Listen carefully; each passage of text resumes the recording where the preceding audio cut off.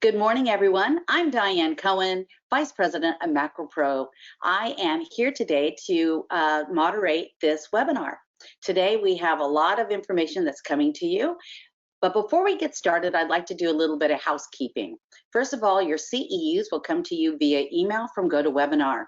Make sure that you are logged onto the platform, that you're not just calling in, because those people calling in will not be able to receive a certificate because GoToWebinar cannot log their time and attendance. So make sure that you use the link that was sent to you in order to be counted for today's program. Secondly, if you have any questions for our expert, please write them in on the question portion, and we will be happy to ask those questions of Frank later on in the program. And then lastly, there are handouts that are attached to this program, so be sure to download them so that you will have them for your reference in the future. So today, our topic is knowing the rules for Section 111, civil money penalties, and the Paid Act update. So our guest today is Frank Fairchok. Welcome, Frank. How are you? Very good. Thank you, Diane. Well, we really appreciate you being here with us today. Now, Frank, as Vice President of Medicare Reporting Services, what are your responsibilities? Well, I oversee all of the Medicare reporting for MedBill. We have a new program for Section 111. So I'm overseeing that program, helping it with product development and really trying to push that forward and make sure that it's fully integrated in with the rest of our suite of products. Oh, very good. So can you tell us a little bit about your experience, Frank? Sure. So, you know, I don't know if I volunteered to get, to jump into Section 111. I thought back in 2010 that I was joining an organization and going into pharmacy benefits management. And somebody tapped me on the shoulder and said, we have a need. I was at the time the company was called PMSI. And they said, we have a need for someone to work on this new project that involves sending data to Medicare. Nobody knows what it's about, but it's pretty important, and there's some civil money penalties that could come out if we don't do it right. And I said yes to that. So I've been doing this. I got involved with Section 111 right after, for anyone who's followed Section 111, right after User Guide 3.0 came out in early 2010, and been part of it ever since, seeing the evolution of this area and how it's integrated in with the rest of the recovery processes for Medicare.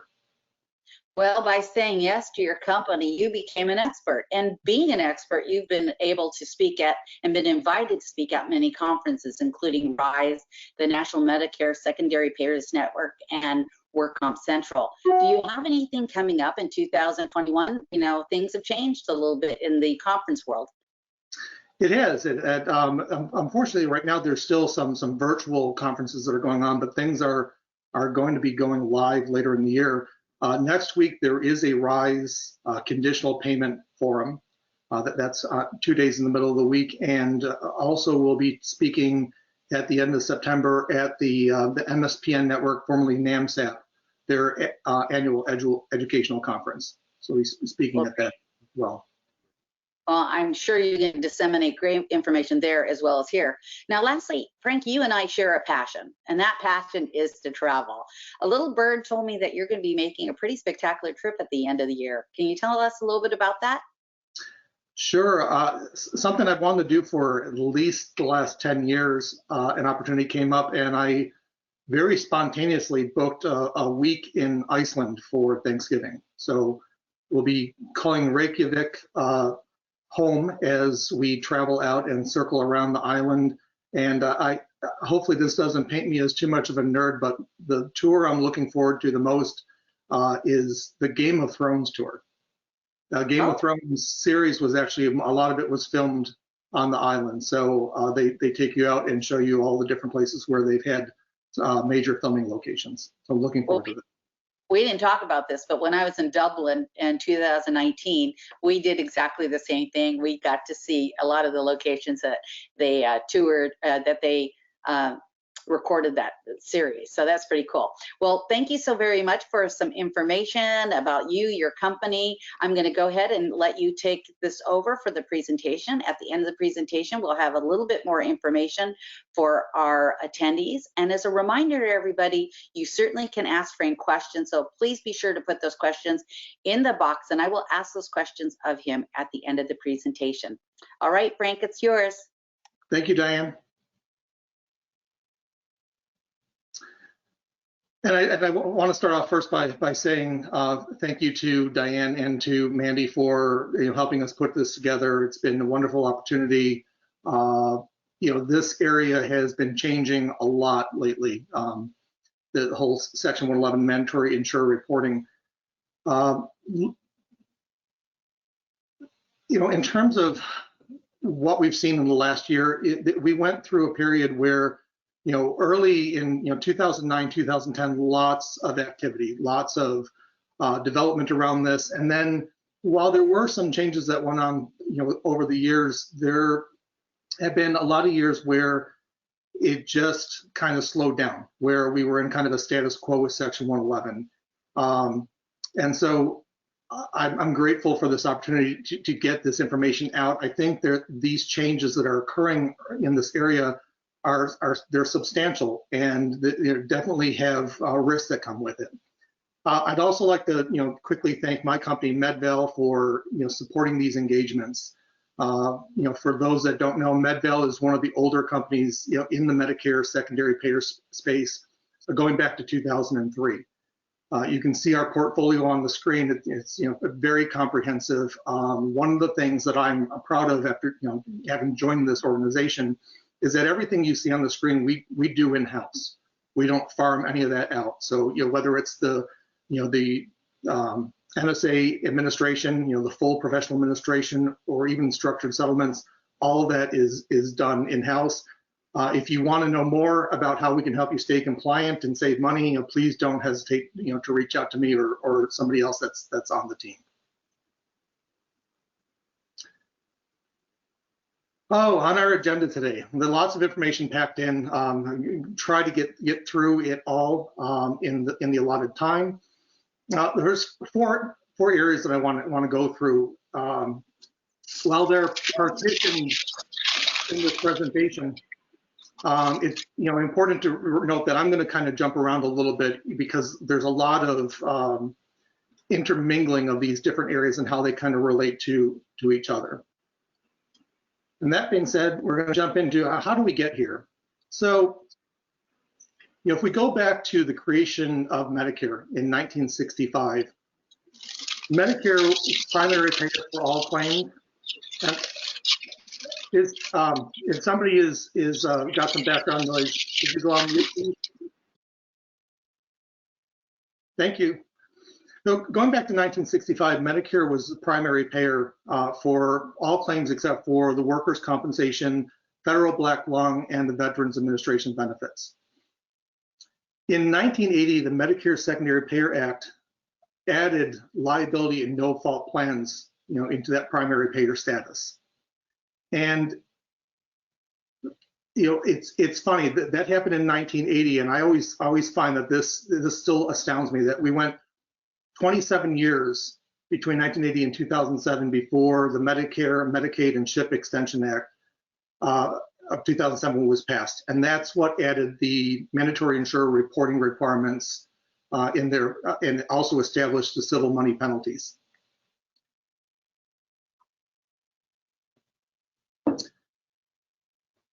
That law went into effect in January 2009, but we didn't start doing any type of live reporting to Medicare until 2011.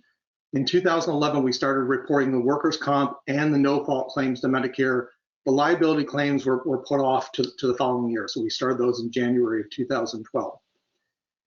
In 2013, the SMART Act was passed, and what it did was it actually amended the language, because the original language in the MMSEA Act in 2007 was that the civil money penalty would be $1,000 per day per claim for non-compliance. Pretty stiff. That as we were getting ready to go into live reporting, that was a big driver for everyone really trying to make sure that everything was working back in 2010. But the SMART Act came along and it amended it, and I've got it in bold there, may be subject to a civil money penalty of up to $1,000 for each day of non-compliance with respect to each claimant. Now, that's great that came out. I want to draw your attention to something that came out last year. So while the SMART Act gave CMS some leeway as to whether or not they would go for, somewhere in between $0 and $1,000, when we looked at the proposed rule that came out last year, there is Title 45 of the Code of Federal Regulations. Part 102 actually has, it's an adjustment of civil money penalties for inflation. And in the proposed rule last year, even though SMART Act is saying it can be up to $1,000 per day, what we saw in the proposed rule last year was that that dollar amount is going to be higher because of inflation. And so the $1,000 that we were expecting in the proposed rule, CMS in the proposed rule actually said, well, it's really $1,569 as adjusted for inflation as of January of 2020. So, these penalties, the point of letting you know this, these penalties, have the potential of being, fairly significant. And so we want to make sure we're paying attention to everything that's going on in this area, because penalties for any portion of non-compliance in this area could be rather catastrophic. And the other thing that happened in 2013 was the CMS actually started with the advance notice of proposed rulemaking. They published it on December 11th and gave a 60-day comment period. Now, that particular movement by CMS for the proposed rule, they received 34 responses. There wasn't a lot. CMS didn't put out a lot of structure in that information. They just said, we want to, and in fact, they were told they had to do this as part of the SMART Act wording. But CMS opened up this comment period. 34 responses were received from the industry, and then we didn't hear much from CMS after that. Now we're going to jump forward to last year. Just a few weeks before global pandemic, is declared, CMS on February 18th, they put out a proposed rule. And in doing that, they outlined the areas that they saw as potentially finable for Section 111. This one had a lot more structure to it. Okay, they really kind of fleshed out, and we're going to go into those, the areas that they went into in this document in a little bit of detail here. But there were 46 unique responses that were received by CMS from the industry. And I applaud the industry, because I went through and took a look at all these responses, read through them, some of them quite lengthy, but very detailed, and giving a lot of great feedback to CMS as to what CMS was planning to do with the civil money penalties.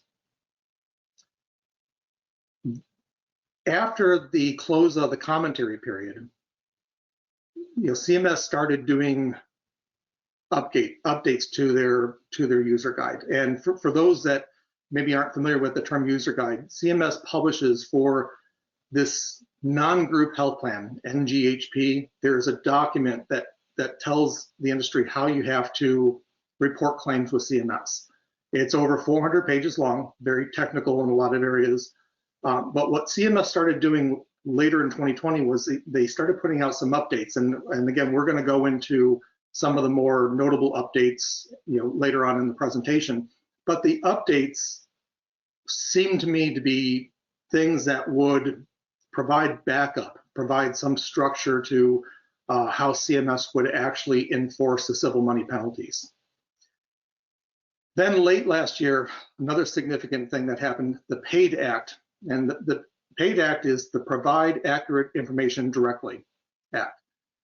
That got signed into law on December 11th, and it gave CMS 1 year to implement. Moving into 2021, more user guide updates, more updates that specifically look like CMS was preparing for the areas in the rulemaking where they were going to, enforce penalties. And then what we haven't gotten to yet this year is going live with the PAID Act. And I'm going to run through, what we've got coming up when we get into the PAID Act. So we're going to jump right in. We're going to talk about civil money penalties. As I mentioned, CMS published this proposed rule and had a lot of information in there, 46 responses, some quite lengthy from the industry, telling CMS what was wrong with the proposed rulemaking, what they could do better with it. I took the opportunity to respond myself and focus very heavily on technical components. A lot of other companies wound up going after more of the compliance side of things. But within this proposed rulemaking, there are three major areas that CMS was focusing on, and we're going to go step by step through those three areas, because I think those are, whether they survive or not, only time will tell, but they're certainly the areas that CMS have indicated were a particular interest to them for putting penalties in place.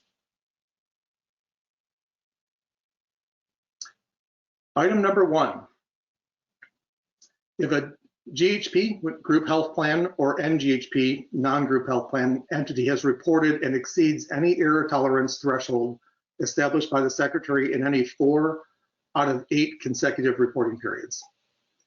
Now, what does that mean? So when you're doing your Section 111 reporting, you register as a responsible reporting entity, an RRE. And when you get that registration from CMS on what they call the profile report that just has all your information for your registration, CMS assigns a reporting window. It's a numeric window, and it corresponds to a particular week in each quarter that CMS expects to have a claim file sent in. CMS has, since the beginning of production, reporting with them, they have had a rule in place that says if that file, when CMS goes and starts to do the processing of that file, they actually have a pre-processing function that goes through it. And in the pre-processing, they determine whether or not there are errors in the file. So CMS really has, over the years, they've focused on the fact that they want complete and accurate reporting. There's no partial credit. If you send in something that they, a record that they can't process, they're not giving you partial credit for that. They just want the record sent in, and they want everything in the record that, as per the user guide, what has to be in that record based on whether it's workers' comp, liability, and so forth. So in that file, as that goes to CMS, they do the pre-processing, and if they detect that 20% or more of the errors, or I'm sorry, 20% or more of the records within that file have errors on them, they stop processing the file, and they contact the RRE and say, we've got too many errors in this file. What CMS is looking to do is say, if you have, out of 8 consecutive quarters, if you have 4 submissions that hit that error threshold, they see that as finable because they can't process the file. And what they did in the rulemaking document is they put in place a methodology as to how to calculate with, the first quarter where you actually hit that threshold of four quarters with errors, they're going to hit you with a 25% penalty. So the 25% of that $1,000 or the $1,000 scaled up according to inflation is what they're going to apply against the records in that file. All right. Now think about that. That's if that file, if that file has 5 records in it, it's it's still a penalty, and it's still gonna hurt. But if that file has 10,000 records in it and they can't process it, that is potentially a staggering number of when you apply the 25%. And every time you hit another quarter where you've got more errors, they're going to go from 25% to 50%, 75%, and 100%, and they'll keep it 100% until the files are being able to be processed without errors, and then they'll slowly work their way back down. So that means that, you know, if you sent 1,000 claim records in a file, right, and you hit 20%, that means 200 records in that file have errors, which means they're receiving an SP disposition code, and that means that on that claim there's one or more errors that are keeping CMS from processing that particular record. So, you know, this is an area, and I'm going to go into this a little bit more. This is certainly an area that, you know, the numbers can be staggering, but as you'll see, I think it's an area that can be controlled, and hopefully no RRE ever gets into trouble with this particular area, because it's something that you would see coming. You wouldn't all of a sudden wake up one day and have 4 quarterly submissions that had errors. You'd have to work up to that. So if you get your second quarter that has been rejected by CMS, and you're not, you know, really at that point paying very close attention, then that's probably a different you know, scenario that has to be resolved. Second area, if an RRE fails to report any non-group health plan beneficiary record within the required time frame, no more than 1 year of the date of settlement, judgment, award, or other payment, also referred to as a TPOC or a total payment obligation to the claimant. This area is also, it is, you know, the CMS went into this without a lot of structure around it. They did not give any information as to how they would actually calculate the fine you know, around this particular area. Certainly they have an interest, CMS has an interest in getting the information about settlements on a timely basis. If there is a recovery that has to happen with the settlement, you want to know about it as quickly as possible, because you don't want that money disappearing and not being able to get a hold of money if CMS is due something within recovery. Excuse me. But the odd thing about this particular area was CMS has, since the inception of live reporting, they have maintained that these TPOCs, these settlements, have to be reported much more quickly than the 1 year that they have in the rulemaking. So it went against the guidance that's in the user guide, where they will generate what they call a compliance flag of 01, and that compliance flag says you didn't report this TPOC, the settlement, within 135 days of the date of the settlement, which is 1.5 reporting quarters. So it's interesting to see that CMS in the rulemaking, they seem to have pushed us out to a year from that settlement date. It's just something that doesn't necessarily make sense. They didn't give any reasoning for it. If the industry has lived all this time with 135 days, why is CMS jumping to 1 year? It's not that we won't take the extra time, but it does strike me as being a little bit odd, since CMS has been pushing for that 1.5 quarters, that 135-day mark to receive that information. Area number 3, if a group health plan or non-group health plan response to CMS recovery efforts contradicts the entity's Section 111 of MMSA reporting. This one is, again, opinion. This one's a scary one. I think this one is the hardest one to control, right? If we look at past years, the recovery process has been fairly flexible. If you find out, if you get a conditional payment notice and you find out that the Section 111 information doesn't match up, CMS has been pretty flexible with, you can submit the update in the Section 111, and that way it'll be in alignment with what you're saying on the conditional payment side. But it looks like CMS is saying, well, when this happens, you know, once this rule is in place, that if you had a situation, I'll give you an example. If a claim is reported and you report it with 3 ICD codes, and those ICD codes get picked up on the conditional payment side, and you get a notice, and you look at it and you go, oh, we reported, the third code that was reported, that shouldn't have been on at all. That was never part of the claim. But now CMS has it in the recovery process, right? It seems to me what CMS is saying is, well, you're admitting to me through this recovery process that you reported incorrectly.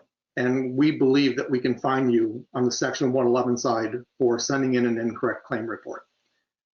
That example could be any number of things. It could be a change to the ICD coding. It could be an example of you have open ORM, ongoing responsibility for medicals, and then CMS sends out the conditional payment notice because they see that you have ORM, but something happened and you actually terminated ORM, maybe even in conjunction with a settlement, and didn't send the settlement information into the TPOC and didn't terminate ORM. Well, that's a situation where the recovery process contradicts what's in the Section 111. So while CMS didn't put specifics as to how they calculate this one to me is, if you look at the other two, they're very data centric, right? If you're sending files to CMS, you should be able to control whether there's errors in it or not. If you have settlements, you can make sure CMS gets them in that 135 days or the year if they go with the year. But this is more granular. It's down inside the data, and so this one to me is the one that is the scariest, because adjusters are very busy people. Maybe a code goes in that shouldn't go into the Section 111, and suddenly it's causing a problem, and there's a conflict with the recovery to the Section 111. So I think this one is the one that bears the most attention once the other two are tied up. Now, best practices, kind of gone into a little bit of this already. I hate to say it's a lot of this is common sense. There's if you're paying attention to the reporting process, that's the best case scenario for you. You want to make sure that you're evaluating your reporting results. If you're getting any type of SP disposition codes, why are those coming through? Make sure that you understand what's coming through, and if you're getting those errors, make sure that you've got a process in place to eliminate them. If you've exceeded the error threshold on any given quarter, immediately go into some sort of root cause review to prevent any future rejections. The collection of that TPOC data, making sure that there isn't any way for that to slip by. You don't want to have a situation where you just didn't report it because it wasn't caught in whatever the data collection processes to pick those up and get those to CMS. And auditing the Section 111 data, to pay particular attention to ICD codes. I think ICD codes are going to, that's one of the areas I've always gotten the most questions on. So what are those areas? Where can you tie that down and make sure that those ICD codes are correct and going into the reporting? I think that's the thing, is just making sure you've got visibility across the process. So last thought around civil money penalties, where is it going to go? I don't know, we've seen, as I showed you the timeline, CMS doesn't always act. They may have started this. It may not go anywhere, but it does seem to me that they've moved other things along. They've made adjustments to the user guide that indicate they're looking to take these areas and develop them further. But they did get a lot of feedback, right? 46 responses with a lot of great feedback. So they can do a couple of things right now. They can keep moving forward. They can come out with another proposed rule. I'm not necessarily an opinion session, but I think what I've seen, I think that makes the most sense. I think that it makes sense for them to do another proposed rule, flush those areas out a little bit, make them a little bit cleaner, and get more commentary back. Whether we'll see that happen, I don't know. They could go to a final rule and put everyone on notice that these penalties are going to be moving forward, but we'll see.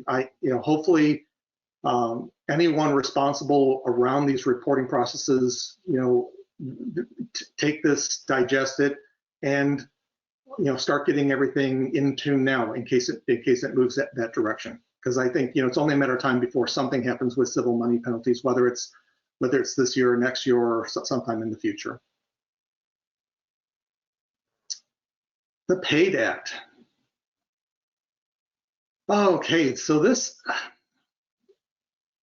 having been around and working the Section 111, this has been an area that's caused a lot of pain. In the recovery process, right, you have CMS, you have Medicare proper, but there are a good number of people that are on Medicare Advantage plans right now. Whether it's the Medicare Part C, the Advantage plan, or whether it's a prescription drug plan, Part D plan, if a beneficiary is on those plans have very similar rights to recovery as Medicare. In fact, there's some things that they can do that are a little bit outside of what Medicare can do. So Medicare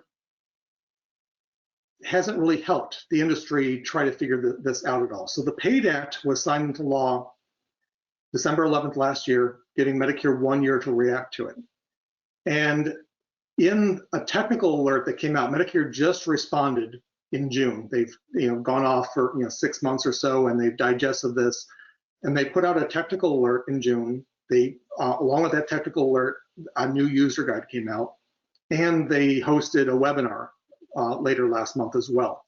And in the technical alert, the quote here in the middle of the screen says, prior to the PAID Act, there was no reliable method for a non-group health plan responsible reporting entity to identify if a beneficiary was enrolled in a private Medicare Advantage Part C or prescription drug Part D plan. So admission by CMS in this technical alert. And so what the PAID Act is trying to do is trying to give that that visibility. The change is going to be all in the query response. So in identifying beneficiaries for Section 111, there are two processes. One process sends the claim data to CMS with all the details, and that's the report to CMS, and you do that quarterly. But in order to identify the beneficiaries, because CMS doesn't really have an interest in any of the claim data unless somebody is a beneficiary or is going to become one, in a short period of time. CMS allows the responsible reporting entities to send a query file in once a month, and that query file goes in and a response file comes back and says a beneficiary was identified or not identified. The RREs are going to have to adapt. So anyone engaged in this reporting with CMS is going to have to adapt to this new file format, because what's going to happen come December 11th of 2021 is that then there's a graphic, and hopefully it's where you can see it, but I believe it's in the handout materials as well. So the response record that comes back from CMS in this graphic on the left-hand side in the green is what has always historically come back from CMS to identify. So they will come back with the Medicare ID. They will confirm the personal identifiers, last name, date of birth, first name, and then they'll have a disposition code. And if the disposition code tells you that a person is a beneficiary, then you move that record along, and you realize that if you do have reportable events like settlements or ongoing responsibility for medicals, that you're going to have to report those claims. What CMS is doing to this response file as of December 11th is adding everything that you see on the right-hand side of the graphic in the light blue color. So they have voluntarily decided to add the Medicare Part A and B effective and termination date. They weren't required to do that. That's a nice thing to have, though. And then what they're going to do is they're going to add 12 iterations each of the Part C and the Part D data. It's a lot of data. So the record has been 300 bytes, 300 characters, right? And it's going to be moving to 5,308 on December 11th. So it's potentially a lot of new data coming in there. Important to note, CMS only required to give the last 3 years of the Part C and the Part D information. So those 12 iterations of the Part C and Part D will be 12 iterations, but only going back 3 years, right? So if they've been on Part C and Part D plans longer than that, that will not be showing in there. So it's 3 years back from the date of query. So it's a pretty significant change. You know, we're going to be getting this information. The dates coming up, September 9th, CMS is going to hold another webinar. It's going to be around testing so that all the RREs, reporting agents can get into the testing structure and make sure that they're able to read this new format. What is sent in the CMS to query the records isn't changing. It's what's coming back. On September 13th, the test window will open, so CMS will start that testing. On October 4th, they're going to deploy changes to the manual query feature within the Coordination of Benefits secure website, COBSW. So if anyone's ever logged in from an RRE, there's a capability within, when you're logged in as either the account manager or an account designee, you can put in information into a form and push a button and CMS will give you the query results back. That particular function will be updated 2 months ahead of the file exchange function. So as of October 4th, if you need to find out if somebody's on a Medicare Part C or Part D plan, you should be able to go in and use that manual query function and get that information brought back on screen. And then December 11th, we're going to be going live with the new query response and the new HIPAA eligibility wrapper software, HEW.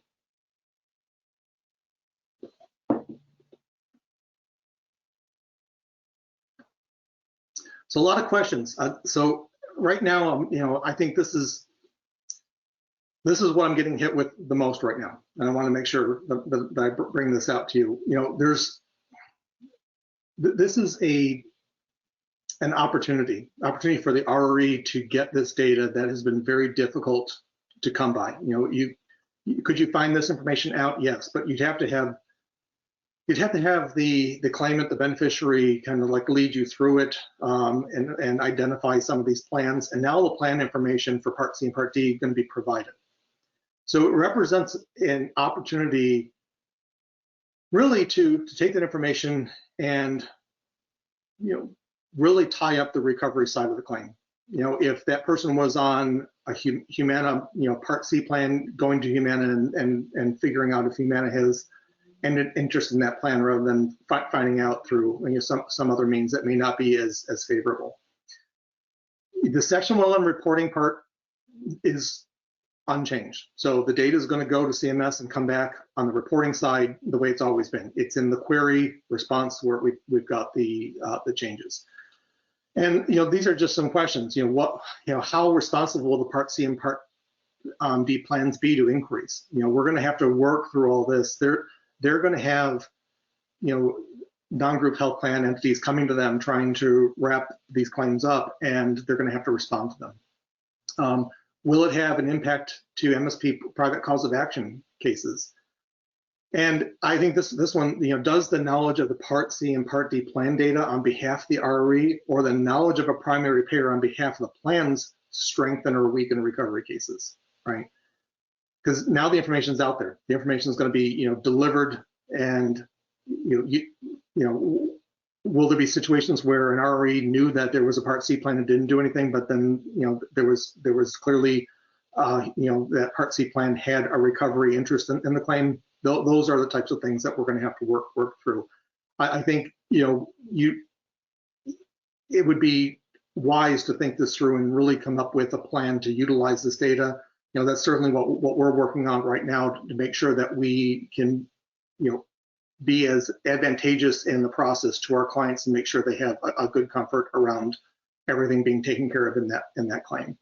And the last thing I want to leave you with is that there's an implementation risk. So if you're a reporting agent, or if you have your own Section 111 process where you're querying, once CMS goes live with that, your file to them, unchanged, but what comes back, you won't be able to read that unless you adapt to these changes.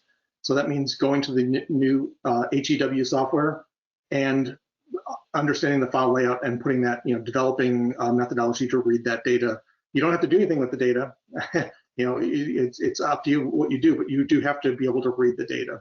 And that will, on December 11th, if you haven't adapted to that, that's going to certainly cause some issues. Okay, so quick run through NGHP user guide updates. As I mentioned, when we look at the civil money penalties area, if we look at the PAID Act, there have been a good number of 5 updates for the NGHP user guide since October of 2020. And some of them are some of them are very complicated. CMS is doing things in these updates that they've never done before. So I just want to go through and run through the things that I think are most important out of all the updates. The one that came out of User Guide 6.1 in November of last year, CMS introduced the concept of soft errors, and they took 47 error codes that up until the production of this, by the way, April 5th of this year. But those error codes would, if you had gotten even one of them, it would have caused the claim to be rejected with that SB disposition code.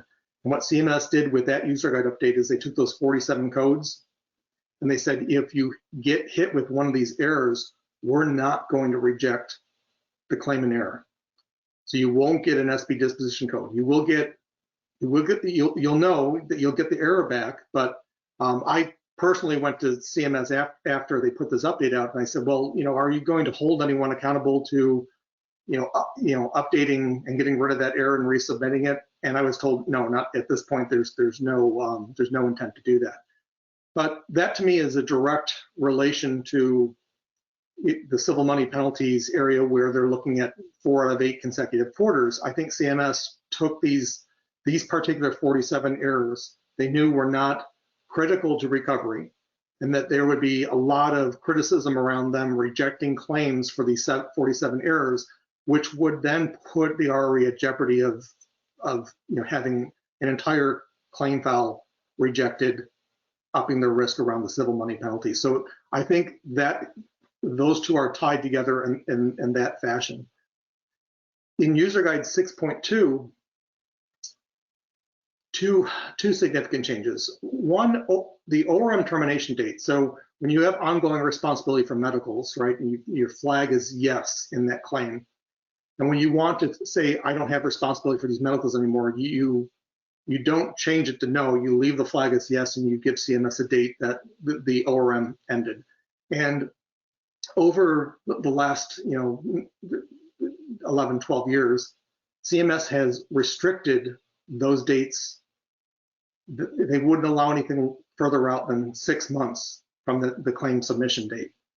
What they did in January was they pushed that 75 years in the future. 75 years seems kind of arbitrary, but again, I think that this comes back to they don't want claims being rejected, causing errors when it's valid data, because you could in theory know that something ORM terminates on a date further out than 6 months. So they made this 75 years. They also made a change to the policy number, and they made policy number a key field, and key fields are what are important from a submission to CMS to make sure you've got when you're trying to do adds, updates, and deletes, you're keeping these key fields are telling CMS how to actually handle the claim and whether they need to do a delete or some other type of transaction. Pardon me, we're in Florida. We've got, it's 95 degrees, air conditioning's full on, and the humidity level in the house definitely suffers when it's running full time like that. User Guide 6.3. There's 2 bullets here. One involves the indemnity-only payments and how indemnity-only payments relate back to the assumption of ORM. But another area that they changed was the conversion. This SP31, it's an error code that has existed a long time, but the error code is one that nobody can fix. The RRE can't fix it, the reporting agent can't fix it. And so CMS had this wording in the user guide all these years saying, if you get it, just don't worry about it. You can't do anything about it. Just resubmit it in the next quarter. And so it was one of those errors that didn't count against you. Well, what we see is CMS, they're converting that to a different disposition code in 03, which is not an error disposition code. Again, trying to reduce the number of errors, I think, relating back to the civil money penalties area with the file submissions. And this one here really, I think took a lot of people by surprise. Their user guide 6.4 just put out on June 11th. It came out in the same user guide update that all the technical specs came out for the paid after query response changes. What CMS has done is they've done a policy change to allow an RE to terminate ongoing responsibility for medicals. And so they've put these new restrictions around the termination. So if there's no practical likelihood of associated future medical treatment, if no claims are paid with any diagnosis codes related to ingestion, implantation, or exposure, no claims are paid for any medical item or service related in the case within 5 years of the date of service of any such claim. Treatment did not include, nor were any claims paid related to implantation, prosthetic device, and the total amount paid by the insurer for all medical claims related in the case did not exceed $25,000. So lots of conditions there. But why I think this is significant is because this particular policy change, if you take this into consideration with the other ORM termination change that we just talked about, where you can now terminate ORM up to 75 years in the future. I like this because you can programmatically, if you were somebody that had a claim system, for example, you could programmatically go through the claim system for these ORM claims and go through these criteria and put out an ORM termination date that that would cap off ORM in the future. So CMS did put a note in this particular area, if you have terminated ORM and suddenly realize that you've got where one of these items is no longer true, that you then have to go in and resume ORM again, taking out the ORM termination date. But I think that this is a great way because this ORM issue, if we think back around how ORM has been handled over the last decade, it to me is this rolling snowball that you've got all these open ORM claims because they're very difficult to a lot of times to find out when you can terminate ORM. Well, now we have another methodology to look at that, and we could certainly now that we've got ORM claims probably dating back to the initial reports in 2010. There's a way that we can programmatically look at that data and determine, there may be claims that were reported with open ORM from 10 years ago that now meet this criteria, and the ORM can be closed based on what CMS has given us here. So this, I think, we've got to work through this. We've got to figure out how do we utilize this, but it's I think another advantage, to go through and look and where you can actually go in and terminate ORM and cap off some of those claims, especially some of the older claims. But we're only a little bit over a month after receiving this information, so we've got to take some time to digest this and put it into a strategy to reduce open ORM. And Diane, I think we're at the end of the actual presented material. So today we're talking about the civil money penalties. So question for you, has anyone been fined yet under Section 111 for non-compliance? That is probably the question that I get more than anything else. And nobody has been fined yet. That's what the rulemaking is all about, is putting that in place so that CMS can move forward with it. What I did want to mention, though, we're very fortunate that the PAID Act that went through, the PAID Act made an adjustment to the civil money penalties area. The PAID Act only did that for non-group health. So the group health plans aren't impacted by that wording at all. So the group health side remains with that initial wording around $1,000 per day per claim, and the non-group health plans for work comp liability and no fault is that up to $1,000 per day, may impose up to, but no penalties have been imposed yet. Okay, so if an examiner uses the data entry, the direct data entry to report claims, how will they get the Part C and D plan information? So the direct data entry option is where, for very small reporting entities, they have the ability to manually input the claim data on the COBSW website.